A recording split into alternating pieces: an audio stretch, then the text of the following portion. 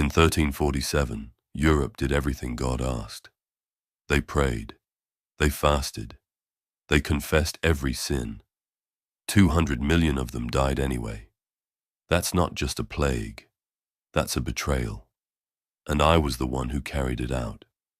Before I tell you what I did to Europe, you need to understand what was at stake. Because the death toll is only half the story. The people's faith suffered just as much. Not faith as a personal choice. Faith as the architecture of reality itself. The church didn't just run the sermons. It ran the hospitals, the courts, the schools. It ran the explanation for everything that happened to you. You got sick. God was punishing you for sin. The cure was prayer, confession, and penance. Doctors were barely distinguishable from priests. Medicine was scripture. Life was brutal and short, and the church made it bearable. Suffer now. Obey. God rewards you in the next life. That was the deal. They kept their end.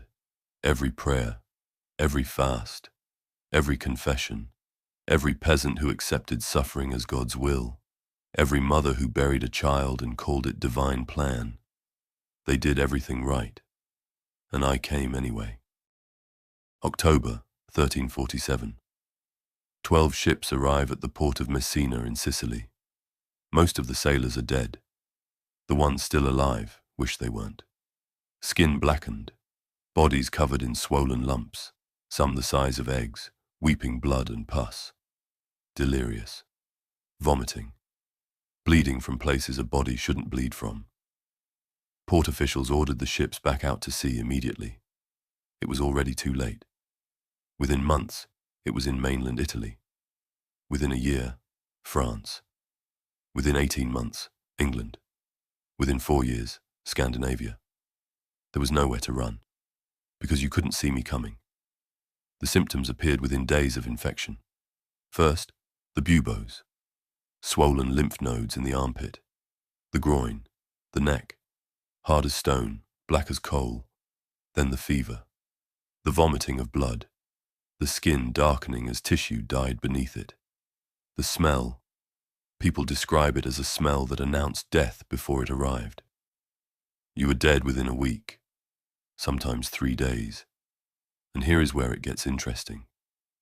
Because the first thing Europe did, the very first response, was exactly what the church had always taught. They prayed, and I kept taking them anyway. Cities became unrecognizable within weeks. Bodies in the streets because there weren't enough living people to move them.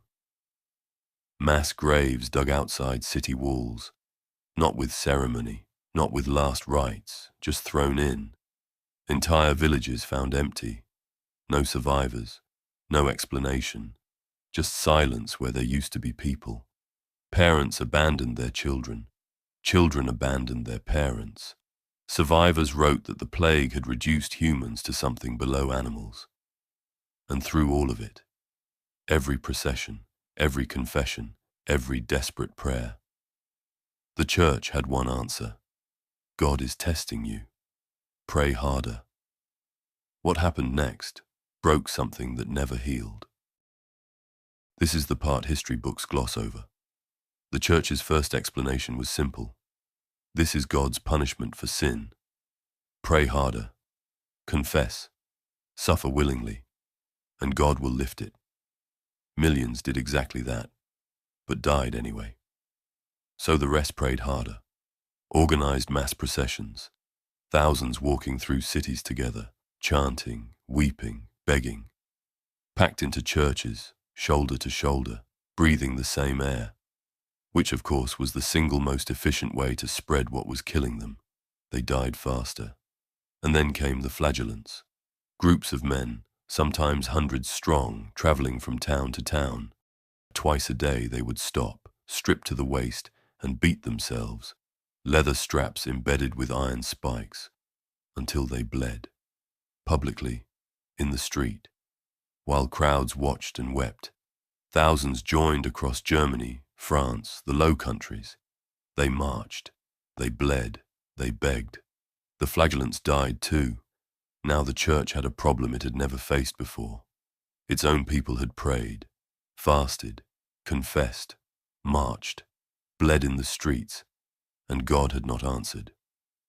So Pope Clement VI, safe in Avignon, issued an official statement. The plague, he declared, was not caused by divine punishment.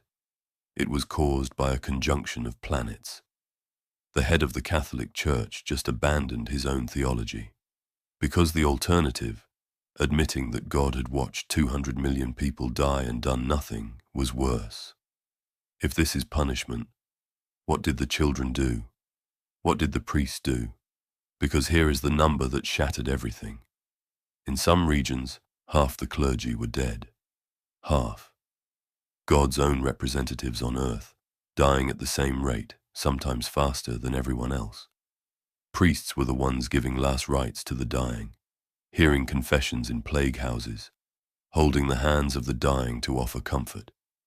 So they died first, and they died fast, which meant, in the cruelest possible twist, that as the plague got worse, the people who needed last rites the most had fewer and fewer priests to give them. According to church doctrine, dying without last rites meant dying in sin. Dying in sin meant hell. So the plague didn't just kill your body. According to the church's own theology, it was sending your soul to hell, through no fault of your own. And people noticed. You can only watch the system fail so many times before you start questioning the system. By 1353, the worst of it was over. Europe emerged into a world that looked the same from a distance. Same towns, same churches, same fields. But the people standing in them were different. They had watched the system fail, up close, in their own homes. And that changes you. The most immediate change was economic, and it was the one nobody expected. So many people had died that there weren't enough workers to fill the fields. For the first time in the history of medieval Europe, peasants had power. Lords, who had owned them completely, now had to negotiate, had to pay wages, offer better conditions, or watch their crops rot. Feudalism, the system that had kept people poor for centuries, began to crack, not through protest, not through war, through absence. But the deeper change was the one happening in people's minds. The question the plague had forced into the open could not be put back. If God is all-powerful and all-loving, why did he let this happen? The church's answers, planets, punishment, mystery, were not enough anymore, because too many people had watched the church's answers fail in real time.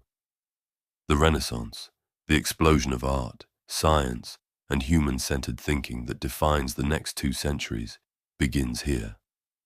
The seed is the plague.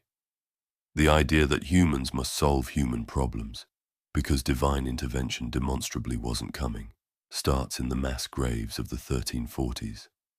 Medicine begins, slowly, over generations, to separate from theology.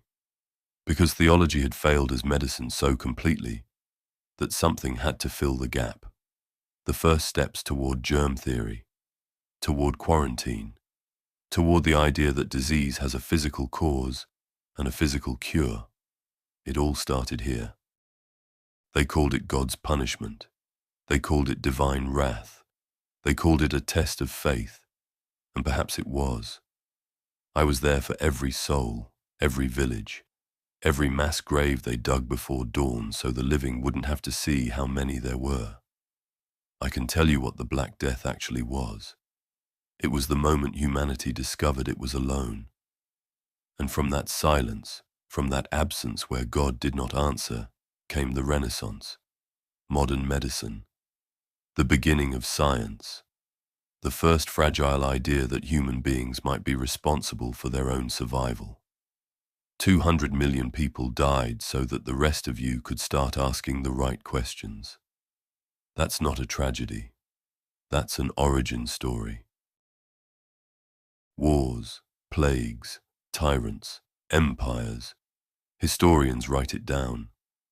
But I lived it. These are my stories, and you happen to hear the first.